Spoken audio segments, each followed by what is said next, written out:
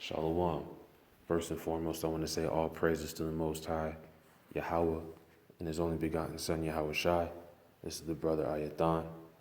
We're going to talk about when the Sabbath actually is. In Exodus 20:9, it says, 6 days shalt thou labor and do all thy work. But the seventh day is the Sabbath of the Lord thy God. In it thou shalt not do any work. People take a look at this and apply it to modern day standards and say 6 days you work, the seventh day you don't.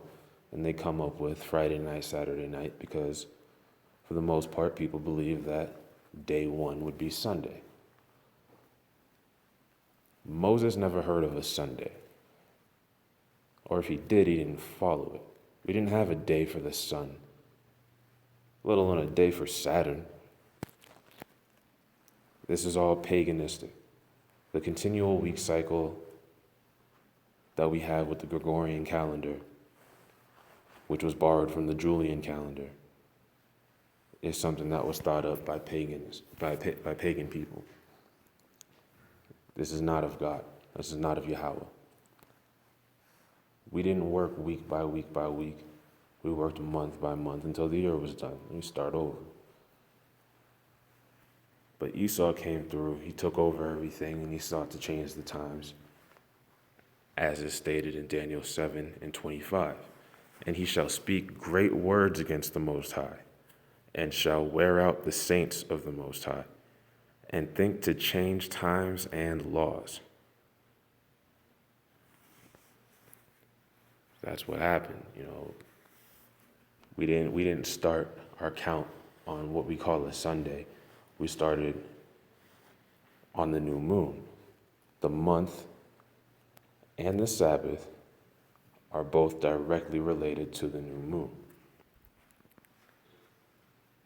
Genesis 1:14 says, and God said, let there be lights in the firmament of heaven to divide the day from the night, and let them be for signs and for seasons, and for days and years. Psalm 104:19, he appointed the moon for seasons. The sun knoweth his going down. Sirach 43:6, he made the moon also to serve in her season for a declaration of times and a sign of the world. This is the calendar and clock that the Most High gave us. And it's always right and exact. There's no swing to it. There's no daylight savings time. There's no leap years. There's none of that. Psalm 136:8, the sun to rule by day, for his mercy endureth forever. The moon and stars to rule by night, for his mercy endureth forever. This is not something that's meant to change, not going to change.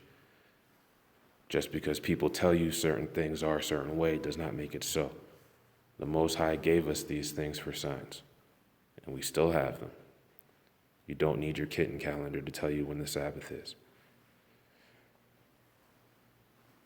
So 1 Samuel 20:5, going into proving that the first day of the month, of any month, has to start on the new moon. And David said unto Jonathan, behold, tomorrow is the new moon, and I should not fail to sit with the king at meat, but let me go, that I may hide myself in the field until the third day at even. Skipping down to verse 24. So David hid himself in the field, and when the new moon was come, the king sat down to eat meat.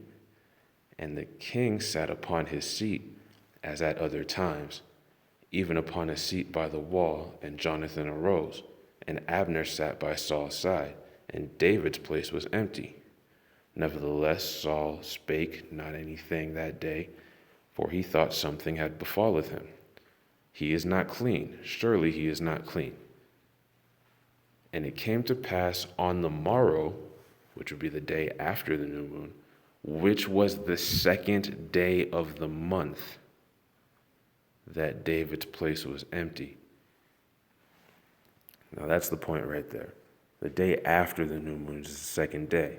Therefore, the new moon is the first day of the month. In Amos 8:5, saying, when will the new moon be gone, that we may sell corn, and the Sabbath, that we may set forth wheat, making the ephah small and the shekel great, and falsifying the balances by deceit. This shows that the new moon was not a work day. It was a rest day. So when you start the count at 1, you're starting on a rest day. So it's not every 6 days and then on day 7 you rest. You have 6 work days. But the work day starts on day 2, which is why the 15th of the month would be a Sabbath and not the 14th. Salakia, I almost forgot to read one of these. No, never mind. Leviticus 23:39. Also in the 15th day of the 7th month, when ye have gathered in the fruit of the land, ye shall keep a feast unto the Lord 7 days. On the first day shall be a Sabbath, and on the 8th day shall be a Sabbath.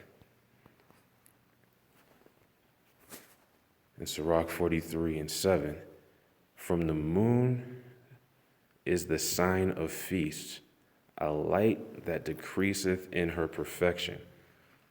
The month is called after her name, showing a direct correlation between the new moon and the month.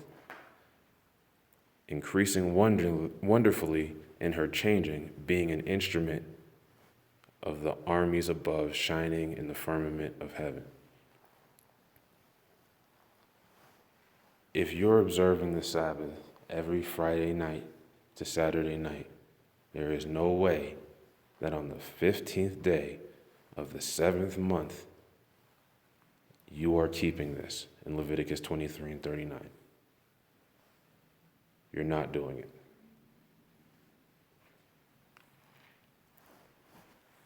So I don't say this to bash anybody. I am glad to know that brothers and sisters are at least attempting to keep a Sabbath or some semblance of a Sabbath, because in this captivity we're to rehearse the righteous acts. But there's really not much of an excuse to not know that the Sabbath doesn't have anything to do with your Kitten calendar. As cute as those pictures might be, it don't mean nothing. All right, with that, Shalom.